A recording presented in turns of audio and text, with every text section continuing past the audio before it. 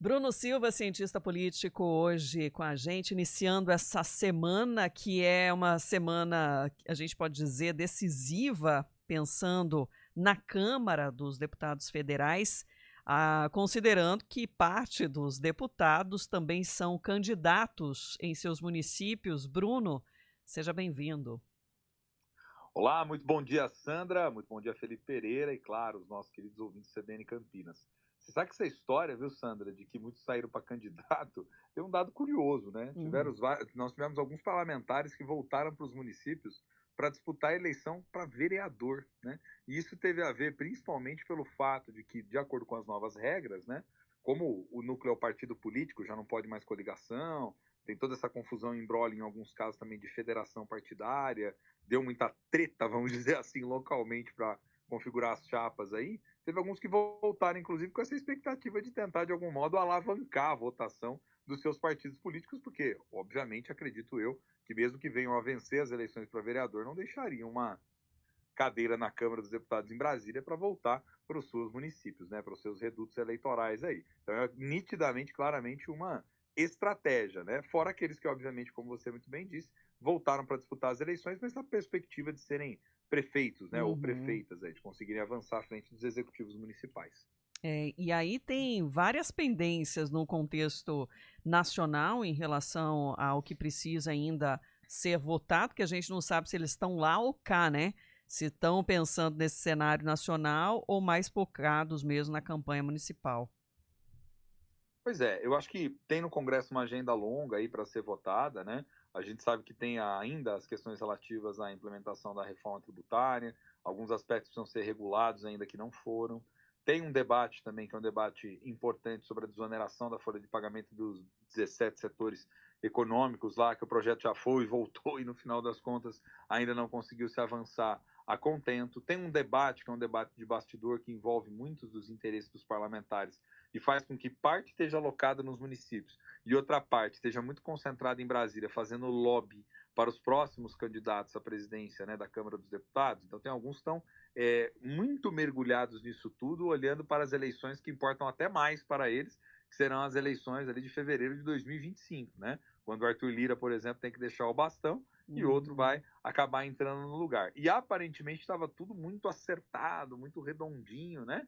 Para que o Elmar fosse uma das figuras aí que herdasse esse legado do Lira, mas nas últimas movimentações tem bagunçado bastante lá a disputa, que torna isso mais dramático, vamos dizer assim, né? O governo federal está preocupado com essa relação com o Congresso de alguma forma quer manter ali o seu poder, tem uma dimensão que é uma dimensão importante, que reverbera também no município, que diz respeito à bendita das emendas parlamentares. A gente sabe que os parlamentares avançaram sobre fatias expressivas do orçamento, inclusive se a gente observar um dado que é interessantíssimo, viu, Sandra? O Hum. fato de que nessas eleições nós temos muitos candidatos que são candidatos vinculados a partir de acesso a recursos, mais acessos a emendas, é bem interessante, né? Para você ter uma ideia, os partidos mais à esquerda, pela primeira vez, atingem um dos menores níveis de candidaturas nas eleições desde pelo menos ali 2012 para trás, né? Ou seja, é a primeira vez que a gente tem uma quantidade menor de candidatos que estão ali mais na órbita dos partidos à esquerda, mesmo o PT estando à frente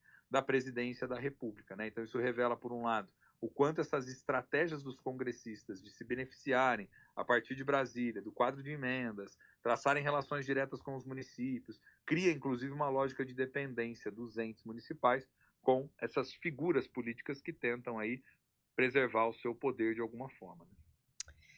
Estamos sempre de olho lá e olho cá também, né? Acompanhando o movimento da corrida eleitoral nos municípios aqui da nossa região.